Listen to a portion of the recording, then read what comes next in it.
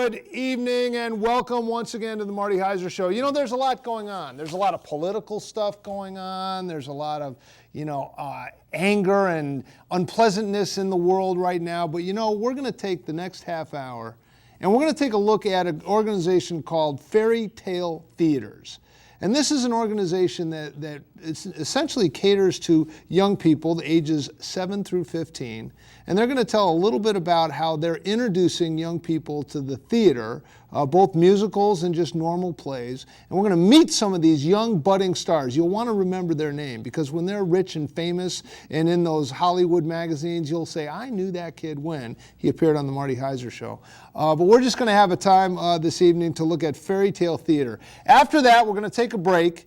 And then we're going to have a roundtable discussion with Larry Ditkoff and Professor Jim Bolano, and we'll get into the whole nonsense that's going on. But right now, when I consider why I live in Connecticut, it's because of organizations like this, the Fairy Tale Theaters, that avail themselves the opportunity not only for a family to go out, and I know this is non-commercial radio, so I'm not going to get into how inexpensive it really is to spend an evening right out there at Worcester School? At Worcester School? Worcester School. It's a morning. It's a morning. Okay, but we're going to go into how you can take a whole family out there. It's not just passive entertainment. The kids actually get to participate in the shows, and we're going to talk a lot about that. Then we're going to take a break, and we'll have all that nonsense political talk. But as we start, I'd just like to introduce Elise Jan Jasensky. Thank you so much for helping me. And you are the director of Fairy Tale Theaters. Correct. And it's been in existence since 1999. Right. And you've been there since the beginning. I have. And what made you get involved in this theater? Well, we had a discussion about the fact that there was very little offering for young children, either to be in the show or to watch the show. Mm-hmm. So we decided we would kill two birds with one stone, so to speak. We would have children be in the show presenting shows for children.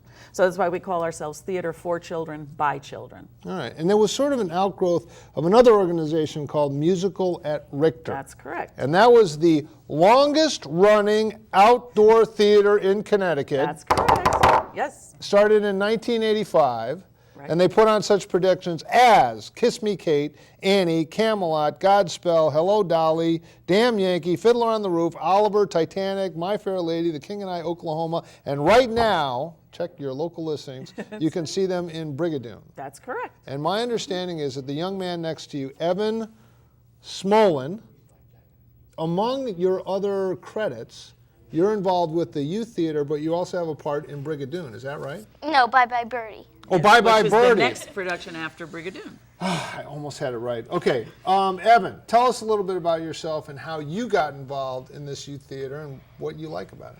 Well, my brother had Mrs. J for a second grade teacher. Ooh. And that's how he got involved in Fairy Tale Theater as the sound assistant. And as soon as I could go to the Fairy Tale Theater shows, I went. And I never missed one performance.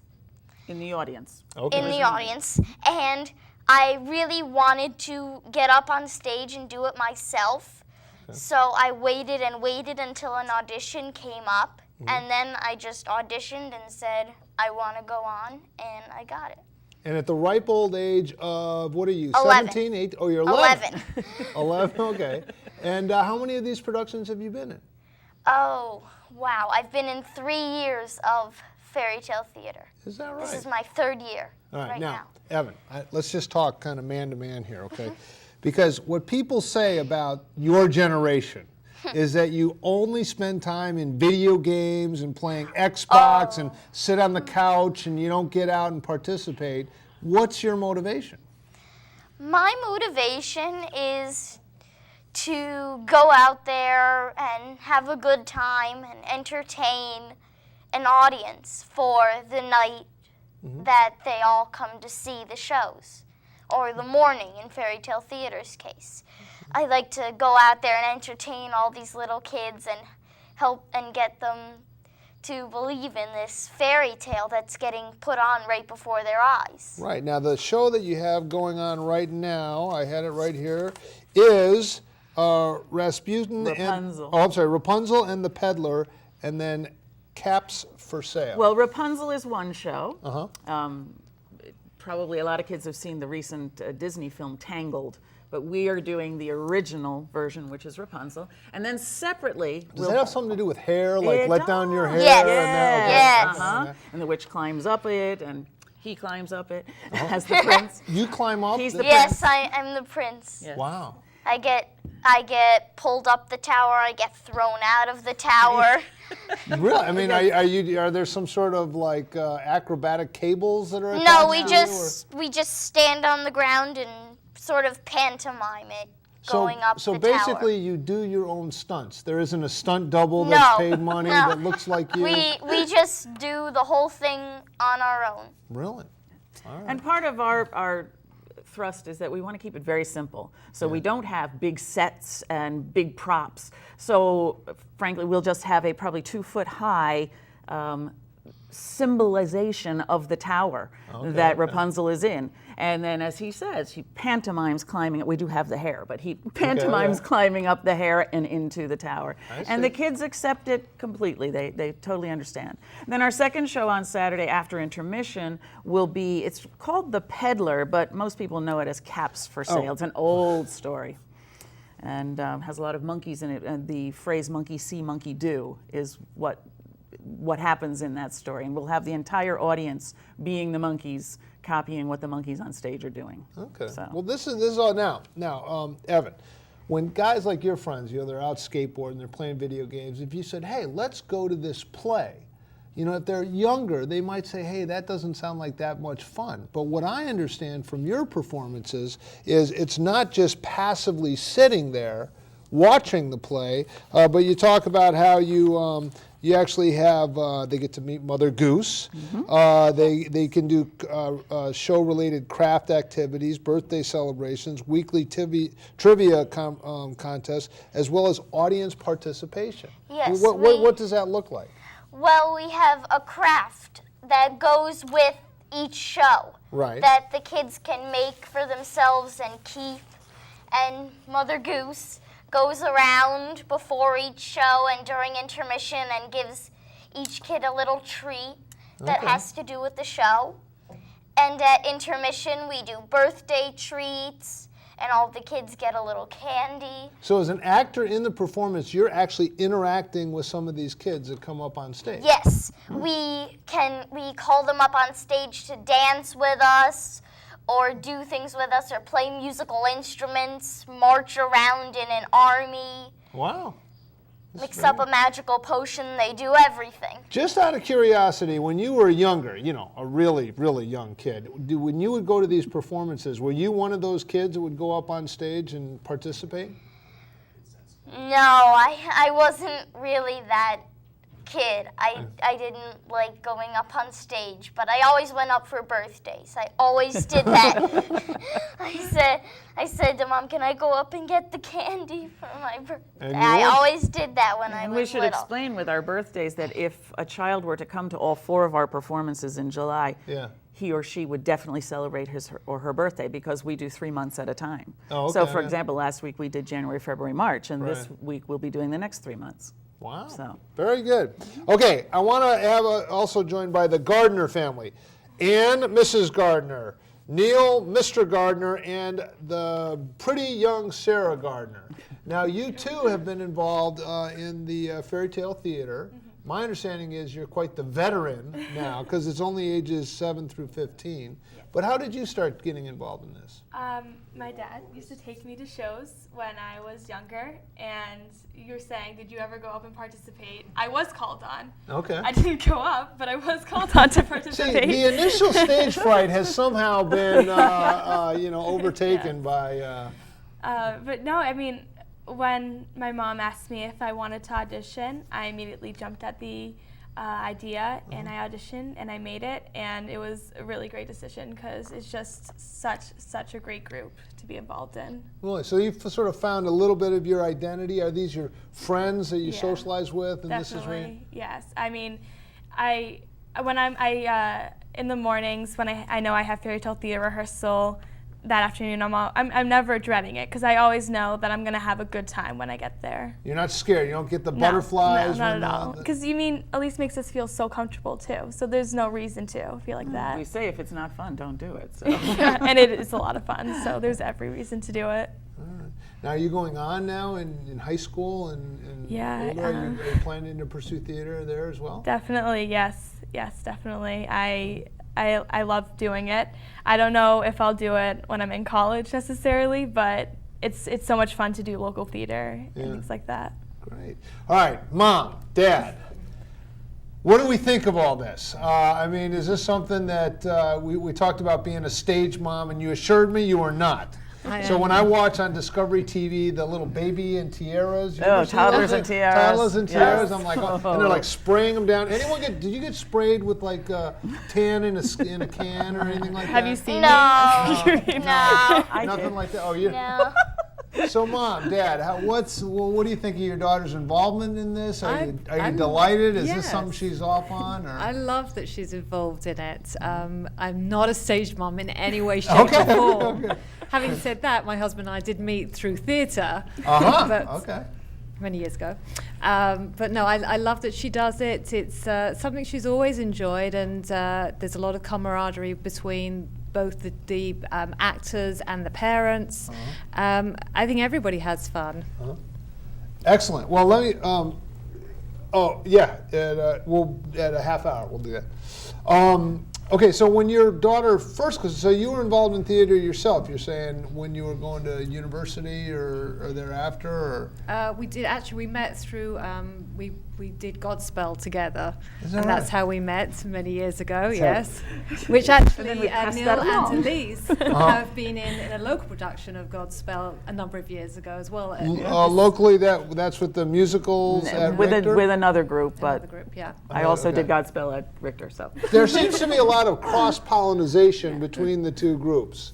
Yes. It was an outgrowth. Is it kind of like the farm team for the bigger one, or not necessarily? No, I would say we operate completely separately because what our goal is different. However, we support each other greatly. I mean, at my performances for Fairy Tale, we always give a nod to Musicals at Richter for being our sponsoring organization, but also we like to promote their shows. But at their shows, they also announce that Fairy Tale Theater is doing what show we're doing. So we support each other completely. Excellent. The one thing I think, somehow you guys will understand when you're married and have kids of your own, but the idea is that there's a certain amount of Western culture that comes through, like Shakespeare and some of these plays and these performances. Even if you take a play like Fiddler on the Roof, you get a little bit of understanding about the Jewish family and what the rabbi means, and it's as it's acted out. Camelot, My Fair Lady, Oliver. You learn a little bit about, when was that done? Like turn of the century London or something like that? Yeah, when they even had a little bit orphanage? further back, yeah. Yeah, but I mean, you get to learn a little bit about that. Do you appreciate that when you're doing plays? Yes, I do learn things from the plays about like what things were like in the past, Right. and how people were.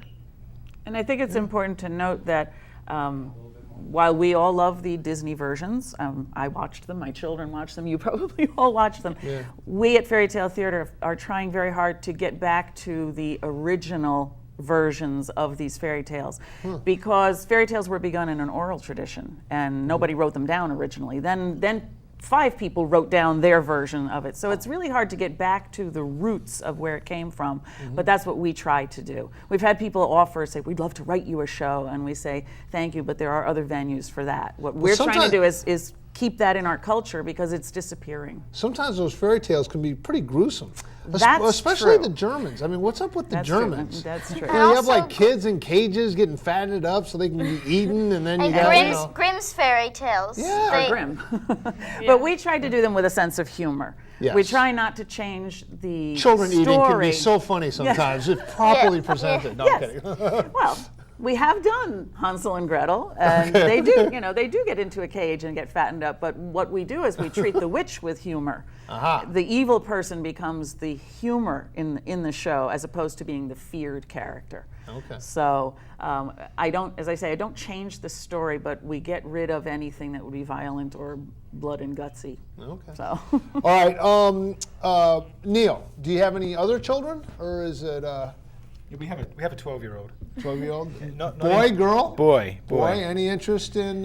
He's a sporty guy, not yet up on stage. I'm not sure if he'll go down that road or not, but he's doing fine. But great to see. I mean, we've seen Sarah go through 8 years, and it's terrific. Great group of parents, great camaraderie, and just a fun time for the family on a Saturday. Very good. I can only imagine. Yeah, as far as people, families coming to the show. When I did a little bit of research on that, I was struck by the fact that, as we mentioned, it isn't just sitting there passively and trying to get through a Broadway play down in the city or something like that. But this is bring your blanket, bring your lawn chair, and the kids actually get to participate of it, and hopefully gain a little bit of love for the theater and maybe, strike a spark. It's often a child's first exposure to theater. And the reason it works so well is because we are outside. Yeah. And so children don't have to sit in a seat, and they don't have to be quiet. As a matter of fact, we're very often asking them to yell things with us. And if they need to get up and move around, they get up and move around. I do want to say one thing, is that something new for us this year is that we are now a rain or shine organization, because the wonderful folks at Worcester School, where we perform, who have always offered us their venue free and clear, have also offered us now the opportunity to move indoors in inclement weather. Okay, so now we don't have to watch the weather report all week long going, please don't rain, please don't rain. Although I will say in 14 years we've only ever canceled one performance due to rain. We did have to move one inside in the middle of a performance. Really? Yes, and some of those pictures are on that board. Is there any way you could have incorporated like the lightning into the show, like Rapunzel, let down your hair, something like that? It was pretty much run for the hills, and I as much as I could, corralled the audience to come inside the building, and we thought we would wait it out. And then one of the actors, one of the kids said to me, he said, "No, we're not going to wait. We're going to do it in the cafeteria." There you go. And we went in, we pushed tables out of the way, and the audience so enjoyed the fact that we kept going for The them. show must go on. That's exactly right. All right. Well, we've got some pictures here. Frank, we can get a close-up on this. Maybe I'll hold it up here and then we'll point. And then, Evan, you're going to tell us what we're looking at. Okay. And I understand that Sarah, always the shrinking violet, is in one of these pictures, which I think we're going to see. Oh yes, Sarah is in plenty of pictures. I've been here long enough. Yeah, that's what I'm sensing. Now, Neil and Ann, is an interest in the theater something that Sarah's had ever since she was a little kid? What would you say? Well, I actually think one of the first performances Sarah saw may have been Godspell in town, which I actually performed with Elise. So, Wow, Godspell. Yeah. I actually think it was, and that was kind of the thing, the bug, wasn't it? And Yeah, that was. Isn't that an interesting thing that we all It have is. some connection to Yeah, Godspell? we all have some connection Because to Evan Godspell. just did it on I've done Broadway. it twice. I did it at Richter, and I just got off of it in May for one night on Broadway. Is that right? Yes. Wow, very good, very good. All right, we're going to go through some of these pictures here, and I want you to, basically, I'm going to hold it steady, right like this. Okay, now, right here, if we can get a close-up, who is that lying across the group That's right there? Sarah, right there. That's That's Sarah. Sarah. Oh, good. We get a close-up of that. That's wonderful. Person- Sarah, what overtook you to dive in front like that? And That's a very good question. It was actually the photographer. I was the last person standing. Okay. And I was joking around. I was like, "Oh, do you want me to just lie across?" And he's like, "Yes, yes." I He want said, you to yes, lie that would be a across." good idea. we got Sarah Gardner, the actress, on there. Okay, now we're going to go to some of these other ones. What are we looking at here in the upper corner there? Well, this is the shoemaker and his elves. The elves and the shoemaker. This Okay. is the one we This- had to move. Yeah, we inside had to for in the move middle. this one good. inside. One thing on your website too, I love the costumes. They seem to be very well put together. Okay. They're all from Mother Goose. They're all from Mrs. J. I'm sensing she's like the alpha female. Oh of this yeah, outfit. she's what I'm director, saying. costumer, Mother Goose, All right. choreographer. All right. She's everything. All right, excellent. Right there is Quite a- still the Jungle Book. Right here is Little Red Riding Hood. Okay. Again, moved inside. That was the same day. Again, there's that, wonderful storyline about wolves eating little girls. Yes, that's, and we don't actually have like the wolf and all the prosthetics and Yeah. the snout. We have him in a coat and a hat. Yeah. It's It's basically good a because- symbolic thing. There you go. It's Now the symbolism. that one there is Little Red Riding Hood before we had to move inside. Okay. Outside. All right. All right, and we'll keep going down on some of these.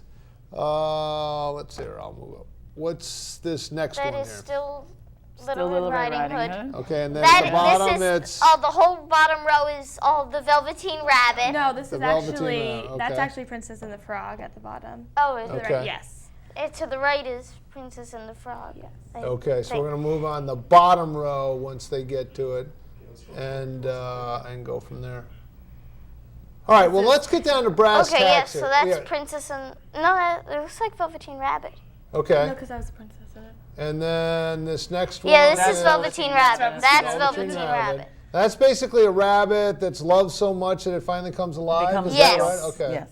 I like that one. I mean, I have a golf club like that. I like it so much. That it, That show was actually pretty funny because I was Andrew the boy, and Right. there was one point where I was supposed to get sick with a really bad fever, okay. and it was so hot that day Yes. that as I was supposed to get more feverish, my Yes. face got redder, Jeez.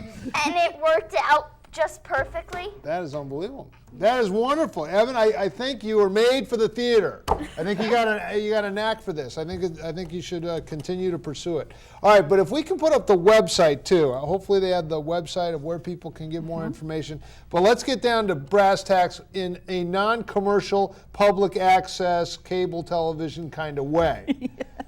Well, there we go. If you're interested, you can call that number. And when is this production going on right now? Well, we do every Saturday in July. So last week was our first Saturday. This week, as we said, will be Rapunzel and a separate production of The Peddler. Okay. Following that is The Pied Piper. And then our final one on the 28th will be Charlie and the Chocolate Factory. All performances start around 10:30, where the children start to meet me as Mother Goose. And as Evan mentioned before, I always have a little gift for each child. At the same time, the craft activity is going on. Our concession stand is open. The playground is available. And then our show begins at 11 o'clock. Okay. All right, this is the lightning round. I'm going to start with Ann. Can I call you Ann or Mrs. Gardner? Ann's okay? You can call me Ann. All right, Yes. Ann. We're going to go down the line, and I want you to just tell me two things that you really appreciate about family, or rather fairy tale theater, and what it's meant to you. Go ahead. We're coming down the line. Two Go ahead. things. Okay. Two things. The enjoyment that Sarah's got out of it is the first one, and just the fun, the overall fun that we've all had these 8 years that we've been involved in it now. When Sarah's doing a show, does she sing into the comb, looking in the mirror on some of the shows? Do you find that in your family? I caught her the other day in the basement, blaring out some sort of song. She said, "Oh, you weren't supposed to hear that." Yeah. There you go.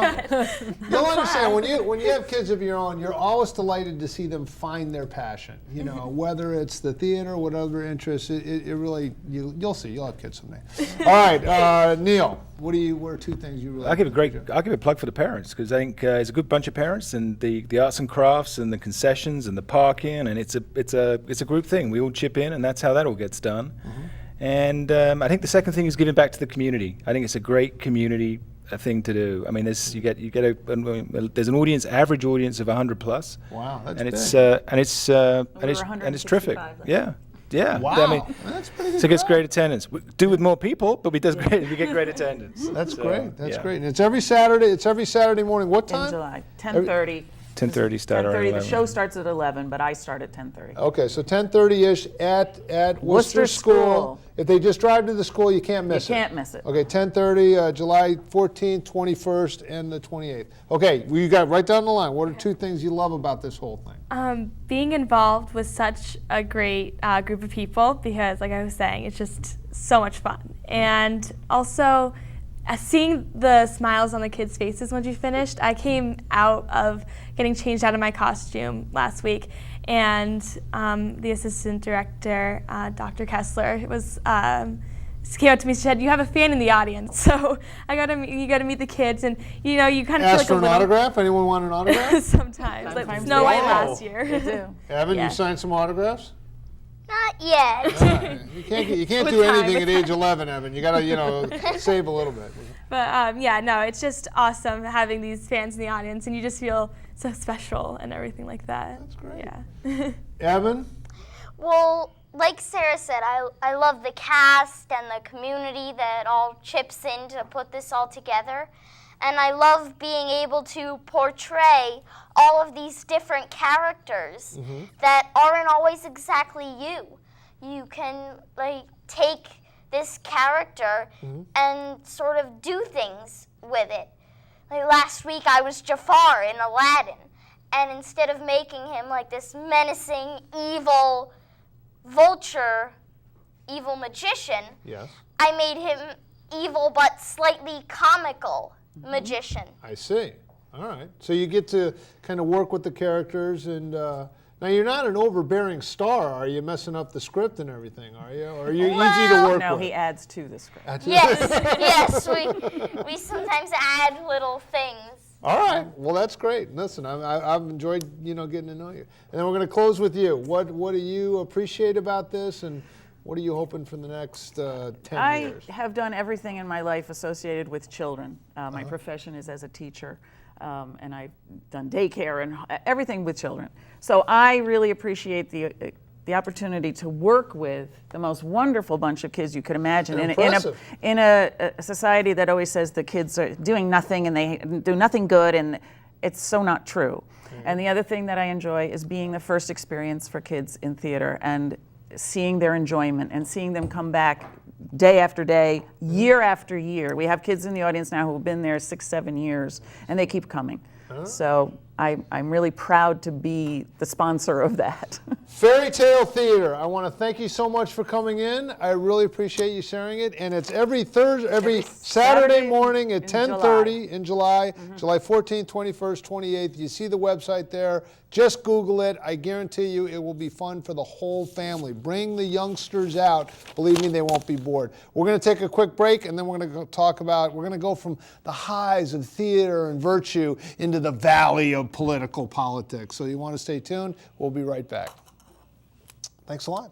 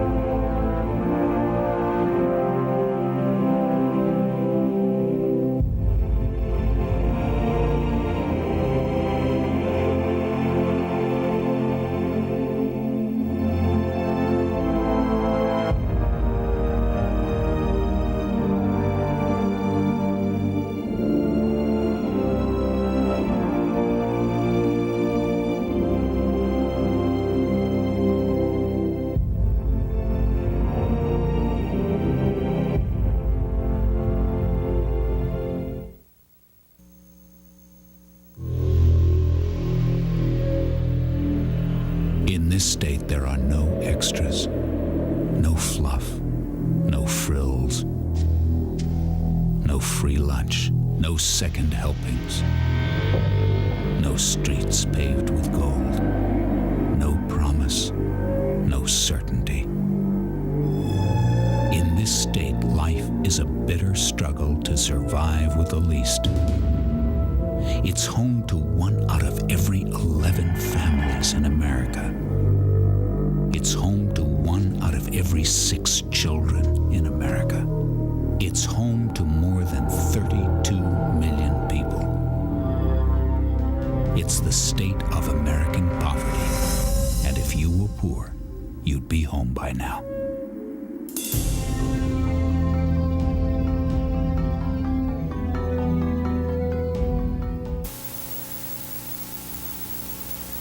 Why is it you two have so much trouble communicating? I don't like the way he talks to me.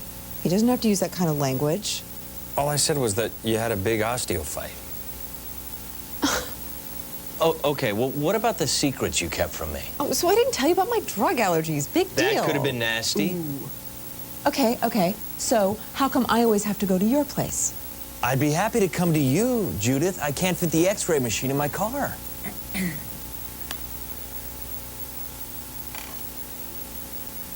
How's your shoulder doing anyway? Fine. Yeah? I worked up to 3-pound dumbbells yesterday. Really? Huh. Just 3 weeks after surgery. That's pretty good. Yeah? Communication is the best medicine. A message from the American Academy of Orthopedic Surgeons. Well, now we're getting somewhere. Group hug.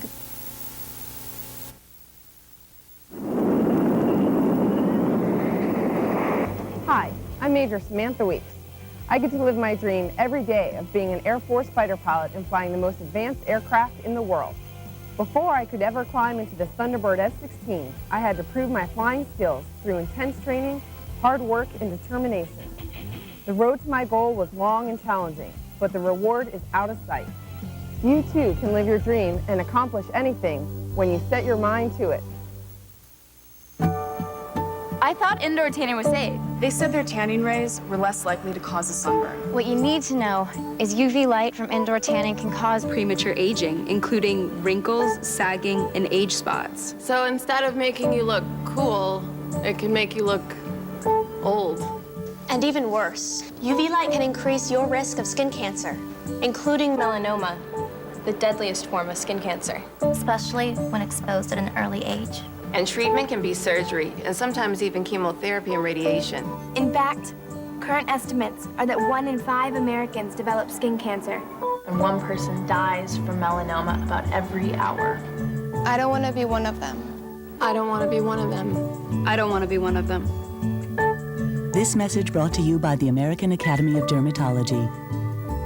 I'm telling you, indoor tanning is not as safe as you think. In fact, indoor tanning is totally out. Well, that was a delightful young group. You know, it reestablishes my faith in the future of America when you meet a young man like Evan and a young lady like Sarah and their involvement in the theater. I don't know. I was just charmed by those people, and I really appreciate what they're doing. Worcester School, you know where it is. It's right near the Danbury Fair Mall back there, Saturday mornings, July 14th, 21st, and 28th. If you come at 10:30, I guarantee it'll be a very good value for the whole family. It looks like a wonderful thing, and I just got a kick out of those kids. Now, I'm joined by a group of guys that I don't get as big a kick out of. We have Larry Ditkoff. Good to be back on the show, Marty. Thank you. So glad you're here. We have political professor Jim Bolano. So glad you're here. And one of my favorite guys in the whole wide world, David Stevenson, who has promised me he's not going to bring his cat into the discussion. Cat's under the table. He's going to claw your leg. The cat can stay under the table, and I will kick the cat because this is a highly educated, vast audience that expects to have political analysis from this august panel, and feline cats have no place for that. That said, you and all your progressive friends are pretty giddy about this Supreme Court decision about Obamacare, or now affordable health care. What are your reactions to what the court said? Anybody's really giddy about it. I think I've seen some giddy people. Well, I don't know about that because the bill was. It's actually the bill that actually passed was actually written by the Heritage Foundation between 1989 and 1994. It was a response, Republicans' response to what they termed Hillary Care, and it's a bill that they wrote, but as soon as it ended up being promoted by a Democratic president in Congress, it of course became the anathema of them. Right? So what you're saying is, this seems to be the line. It's not the greatest bill in the world, but it's not really ours. The Heritage Foundation or Romney came up with it, and we're just going ahead with it. Well, it's far better than what we had, but certainly the only reasonable and tangible answer to the problem of America's healthcare dilemma is single payer. Single payer. Yeah. Like we have again. Like Medicare. Just like Medicare, except for Medicare for all. Which is going bankrupt. In 7 years? Go ahead. I mean, Well, I just have yeah. I have a fundamental problem with the same people that run the Department of Motor Vehicle taking over 1/6 of the U.S. economy and taking a healthcare system that is the envy of the world and turning it into some sort of government. But it's not. If it isn't the envy of the world, why do premiers of provinces in Canada come to America for health? Marty, there's no question that Americans go overseas to get their health care for certain ailments and illnesses. That's true. Like no, what? That's true. There was some vague Swiss sex change operation. No. Like There's certain procedures. They go to the Caribbean. No. For example, something like an off-label procedure that hasn't been approved here in the United States. People will go abroad to Mexico and France. Whoa! Time out. But that's the FDA. You're That's telling government. me that an American goes to Mexico Yes. to have some sort of health It was care pretty done? cheap. Yeah, I'll Google. I'll For email non-FDA, the New York Times. Yeah, for the New York Times. Oh, we're talking steroids, San Diego Padres. No. Now I understand. No, Marty. You're right. They do go to Mexico for Marty, healthcare. look.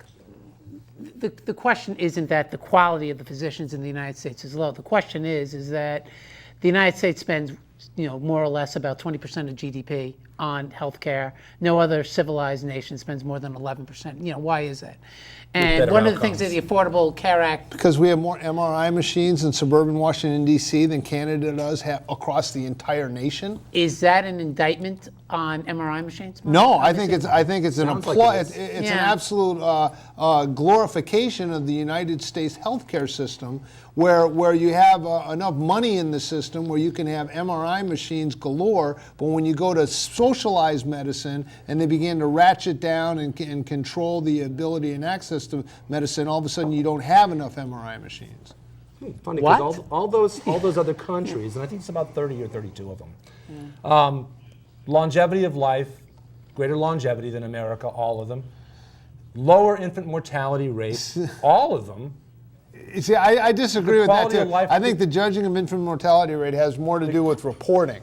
There's some of these countries where infant mortality rates are not necessarily accurately reported. They are in America. I would put American healthcare, as it stands right now, before we go down this socialized medicine thing, as absolutely world class. The Mayo Clinic in Minneapolis, I'm telling you, that's Marty, where I don't think that's Maybe the for the issue top here. 5% of Americans, but for the rest issue of us, isn't not. that there aren't high quality physicians here. The issue is to what extent that people on the lower edge of the economic spectrum have access to quality health care. That's the issue. It's not, no one says, oh yeah, American doctors, they're terrible. That's not the case, or the quality of the hospitals is poor. The question is, you have a boatload of people out there, who are, sick, can't necessarily afford the level of health care that is needed. You look at the Affordable Care Act, and I mentioned this, when I've been on the show previously. By the way, just one quick aside, I want to thank Jim. He called me out on something about the Ryan Act, the Ryan budget, about people over 55 now would not be covered by it, but be covered by the previous plan. You were right on that. You were right on that. I appreciate you bringing this. I believe that your progressive friends put together a TV ad showing someone looked like Congressman Ryan pushing an old person in a wheelchair off a cliff. So you're redacting that? No, look, it's a terrible budget. Don't get me wrong. It's a terrible ad, too. Was that Paul Ryan or was that Willie Horton? I don't know, but I think Al Gore was the first to raise Willie Horton, just for the record there, anyway. But yeah. Well, Willie Horton was with Dukakis. Right, but Al Gore raised it before it was raised by Bush 41 in the campaign. Absolutely. Much like right now, the Republicans are using Hillary Clinton in their ads against Obama because in the primary campaign she brought some good things. About the decision, I'm going to take. Yes, please. I mean, I guess we own it now. We're in the center-right silver lining view of the decision. Number one, 5 justices ruled that the mandate was unconstitutional under the Commerce Clause. Yes. That put a break on that Commerce Clause, which this court has done over the past 15, 20 years anyway, which was wide open for decades and decades after the New Deal. Number 2, 7 justices, including, I guess it was Kagan and Breyer, correct me if it wasn't those two, ruled that the states could not be compelled to adopt the Medicaid the Medicaid exchange provisions, if I'm misspeaking it. Already Texas is going, hell no, I'm not going to take that money. Without losing their general Medicaid funds. And that's 7 of them. So, I mean, sure, Roberts opened the door under the taxing clause, but the door has been open under the taxing clause. And he basically said, this is a political decision, so it's up to the voters to rein in on taxes. But the other two issues, and the Commerce Clause, I think, was paramount. But watch how many states opt out. Yeah. You know, one of the things that I want to discuss opting out, pursuant to the law, the United States, the feds were going to cover 100% of the cost of Medicaid for people who were previously uninsured for, and correct me, Dave, if I'm wrong, it's for a year, and then it's 90% after that. You know, a lot of these red states, and you mentioned Rick Perry with the hell no, I'm all, what is it, all hat, no cattle, or all cattle? Something about I don't know, however they told All I know is that he had a brain freeze and couldn't remember one of the administration. Things he was going to close. I know, but putting that, putting that aside, if he has all these uninsured poor Texans in his state, wouldn't he want to adopt the Medicare exchanges? Or is it he's going to put the politics of, I can't have anything that President Obama's for, even though it helps my people, because, I'm not a governor. I'm really a politician. And that's really the most important. I think a lot of the states feel like it's going to bankrupt their states if they have to take on all these uninsured. That's what I think. The feds, 100% of the cost for year one, 90% year two. It's something like that. It's predominantly, at the federal level. Larry, I understand that thankfully we have a president and a political party that are going to take care of all of us, and everything will be taken care of. There'll be a chicken in every pot. Every health care bill will be paid. Every house, if you're getting foreclosed on, don't worry. They have a program for that. They're going to make everything fine. And I just feel so wonderful that the nanny state is going to take care of all my needs and everything's going to be perfect because they say it's so. Marty, I'm not going to focus on the fact that 42 cents out of every dollar they spend has to be borrowed from another country. I'm just going to put that out of my mind because someone on television said, don't worry, everything's going to be taken care of. Marty, are you familiar with Milos Forman? He's a director. He did Normal Ray, some other. He's a pretty well-known guy, and he wrote an op-ed piece in the Wall Street Journal, that bastion of American communism, saying Obama's a socialist. He goes, I'm from the Czech. Well, now it's a Czech Republic. It was Czechoslovakia when he was living there. He said, you people who call Obama a socialist, you don't have any idea of what you're talking about. Well, he's not a successful socialist. No, he's not a socialist. But he's an ideological. Show me where there is a successful He's a socialist. There's no doubt he'd like this. You guys talk about the type of care you guys were just talking about going overseas. So you would embrace a Swedish model of health care, wouldn't you? So that's Euro-socialism. Well, the John Birch Society described Dwight Eisenhower as being, well, amongst other things, a communist, and I guess John Wayne too. Absolutely. Yeah. The Duke was a flaming communist. Yeah. Reagan probably too. I'm sure that they had a lot of things. But then again, We heard what Jeb Bush said. He goes, my father and Reagan would be, they'd be laughed out of the Republican Party nowadays. Where would Harry Truman and John Kennedy be? That's not Dave's quote. That's Jeb Bush's quote. He said, my father and Ronald Reagan would be deemed, traitorous to Republican principles. All right, so let me see if I got this straight.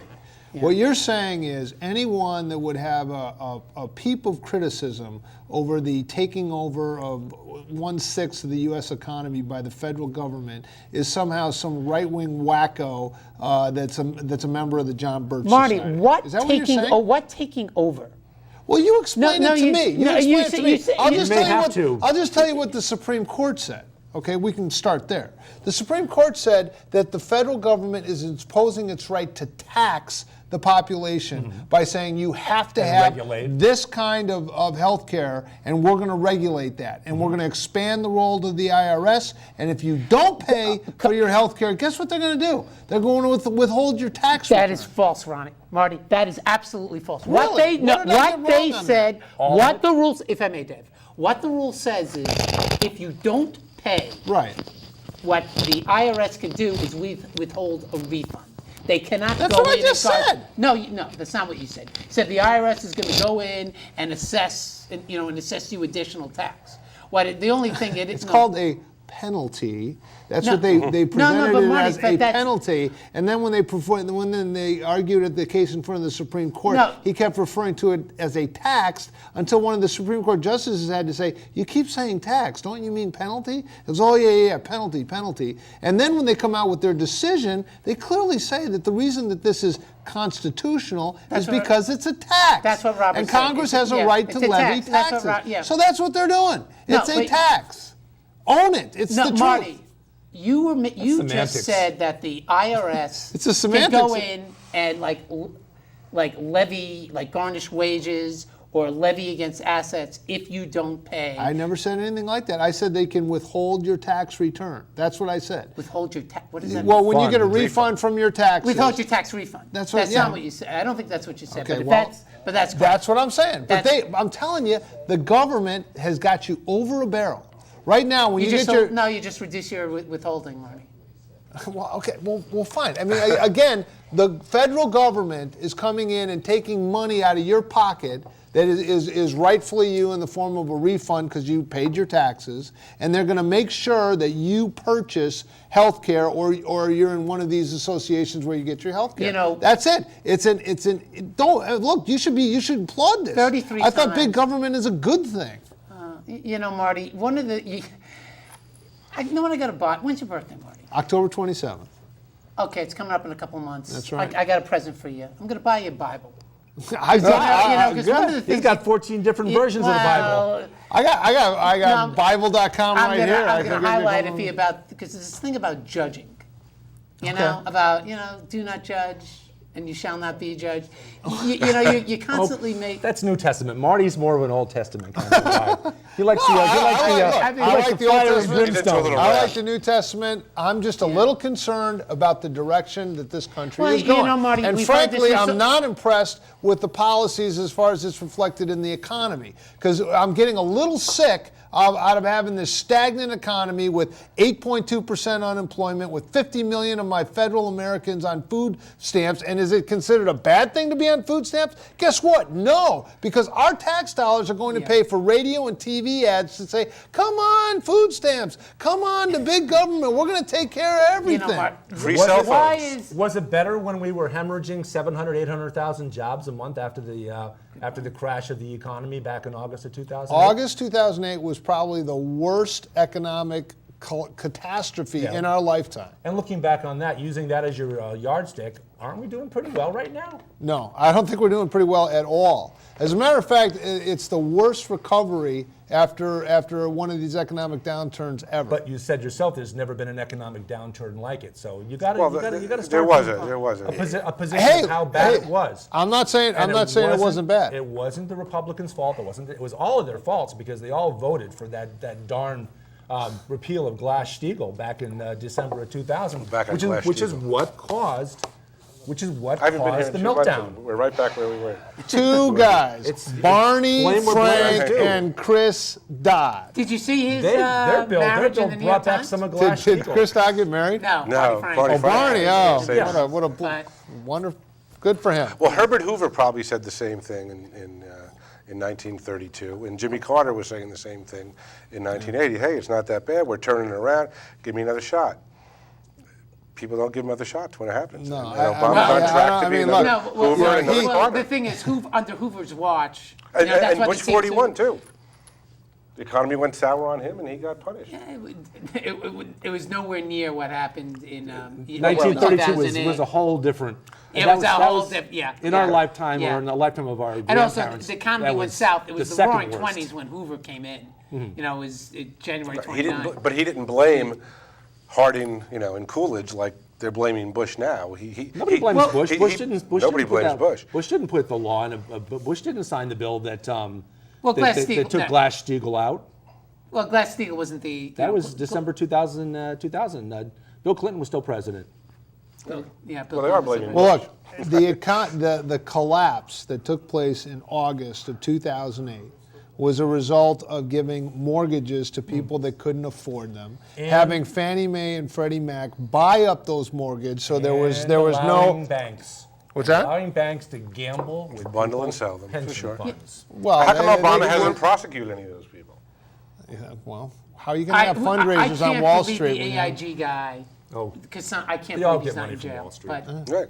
But I mean, okay. Right, that's nothing. Okay. Let's stipulate that we had an economic downturn. Okay. There was a collapse of epic proportions. Yeah. Okay. I lay the blame at Chris Dodd and Barney Frank, but that's my Their bill brought back much of Glass-Steagall. It just didn't bring back enough of it because the Republicans blocked a lot of the important They are now, features. politically speaking, on the ash heap of history, and they're welcome to it.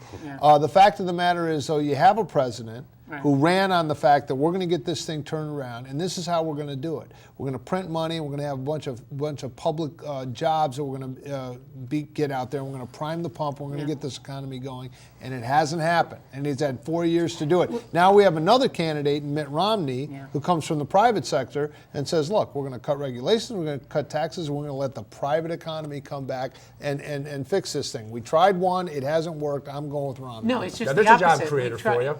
Yeah, there's a job creator for you. There's a job creator for you. But over besides Governor of that, it's just the Massachusetts, opposite. 47th out of 50 states in job creation. He did in fact bring one very important and very good bill, and it was we could call it Romney Care if you'd like. Okay. Because that's in fact basically what we have with what we call Obamacare now. But I mean, basically, Barack Obama, since the Supreme Court has said that it's a tax, it's the largest tax increase in the history, I think, of the world, actually. And the spending that we've seen the debt. And people won't die. And Marty, people do won't you die. get this stuff from Karl Rove? Does he call you personally? Because I got to tell you, 98% Karl Rove. Oh, I heard of him. Yeah. I try to forget because 98%. Turd blossom. As Bush named him. 98% of people, have private insurance. The percentage of the people who this is going to impact is stunningly low. Yet you have guys like McConnell, you have guys like Eric Cantor, guys like you, going on TV and essentially saying that this is a huge, tax increase. What they're using Robert's language to portray Obama as throwing out this huge tax increase to middle class people. But in reality, didn't the president just come out and say he wanted to extend the Bush tax cuts for those making under $250,000? Yeah. Isn't he a guy? Republicans don't care about those people. They want the millionaires. Well, but he's had some blowback from his own party. And Menendez in New Jersey said they're entitled to their opinion. Schumer also. Yeah. Because this is the problem when the federal government imposes somebody.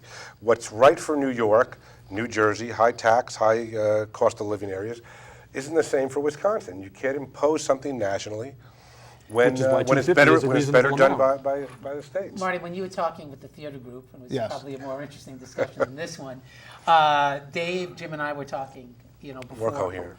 And I was saying, have you heard Romney explicitly say why his act was good for mass and that it's not good for the state, for the feds? I've heard him say, well, what's good for Massachusetts isn't necessarily good for the federal government, but I haven't heard him give a reason. I have not heard Mitt Romney say, you know what, I made a bad call.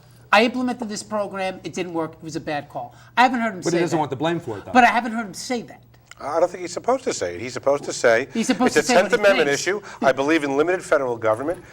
Each state should decide what type of health care is right for that state. And that's what we did in Massachusetts, and I'm not going to impose it on his Delaware. Argument, he made it clear when the Supreme Court decision was announced. He said it was bad policy when it was implemented, and it's bad policy today. He didn't make the 10th Amendment argument, the states' rights argument. He made the argument that it was bad. Okay, but he made the argument that it was bad policy. I'd like to know why it was good policy for a state and bad policy for the federal government. Well, that's not that unusual. I mean, there's gun laws that don't work in Manhattan that work perfectly fine in rural Kentucky. I want a specific answer. Why it was good. We'll get you that answer, but the fact of the matter is your guy and your party have been in office for 4 years. Things haven't gotten better at all. As a matter of fact, they've gotten than worse. August 2008? It's not better. We're not better off as a country now, today, than we were in August of 2008. Yeah, like I said, August 2008 was a cataclysmic collapse of the financial system. And that continued on until I think about 4 or 5 months into the Obama administration, when some of the things that the Congress Policies. implemented, the policies started Okay, to so kick just in. so I'm clear, so basically you're saying, look, things are getting better, they're not getting better fast enough, but I'm sticking with this guy because everything's going to be fine in the end, and I've got this healthcare system that doesn't Well, I think he's done a good go job. against me for pre-existing conditions. Well, let me explain it to you, Marty. That's I think essentially on the what you're whole, I saying. think he's done a good job. He's also faced an obstructionist Congress Mm-hmm. that hasn't really allowed him to implement his Only model. recently, because he had his party with supermajorities for the first 2 years. But No, they they had always 59 filibuster Democrats block. and Joe Lieberman who threatened to veto, or Yeah. I'm sorry, not veto, but filibuster Yeah. anything that the Republicans didn't like, basically. Yeah, That was Joe they've had Lieberman. they've Remember Joe? had filibuster Well, power. they had 60 votes. They had a filibuster proof until Ted Kennedy Not when died. you've got Joe Lieberman as one of your 60. Yeah, I mean, like the DREAM Act, for example. This is democracy. No, well, wait a second. The DREAM Act, they had a Democratic Senate. Romney was making the point about, that he wasn't going to enforce deporting people who came here when they were under 16 years of age. Mm-hmm. And Romney said, well, it's bad policy. He had the chance. He had a Democratic Congress. But he didn't because he couldn't get the votes for the Senate because they couldn't get it to Caller, do you have a question for our august panel? Quickly. Yeah, I'd like to make 3 points. The first point I'd like to make is if whoever believes that the unemployment rate on a national average is 8.2% is a fool. That's how we've been It's measuring really going to be about 16 to 19% on the average, and in some areas it's lower than that and it's higher than that. Close to 50% for minority youth, but go ahead. And on the health care, the IRS does not have the funding to enforce the mandate on the nationally. From your lips to God's ears, last point, quickly. They don't have the funding to take everybody to court. They have to sue everybody. And also the health care plan written as is does not address the rising cost of health care. No doubt, which is all tort reform, which will never change Not true, because Marty. the Let's have him on Trial let's have him on the show. Lawyers Marty, Association. no, but are- that's not true, Marty. There are accountable care organizations in the so-called Obamacare Act So that the do address government's costs. going to take over and costs are going to No. go down. The I got a riot- bridge in Brooklyn I Yeah, want to Marty, sell you. Marty, well, fortunately, Marty, you don't have an ill grandmother who you need to take care of. Actually, I do. And Well, I then think you're- that then- I have an ill well, then you- grandmother in America, and I have an ill grandmother then in then- Canada where then they you have should be ve- socialized yeah, then you medicine. should be very And the one in grateful. Canada Then was you should left be- out in the then hallway you of the should be hospital very in a grateful for wheelchair. Barack Obama then. Not at all. I'll I'd much expect- rather have an ill. I- I'd much rather have an ill grandmother I'll be in expecting America. a check to his campaign, Marty. Okay, you just check the mail. Larry Dickoff is here, Professor Jim Bolano, and David A. Stevenson with your cat. Quickly. The cat's here. Basil. What's the cat say? And Mitt Romney's here, too. And Mitt Romney's The here. cat says, watch Join the us show. next week. Next week, we're having a high-powered economist who's going to come on and say how you can survive in this economy. So stay tuned, and we'll see you next week right here. It's free television. What else are you going to do on a Thursday night? You always get to choose. Yep.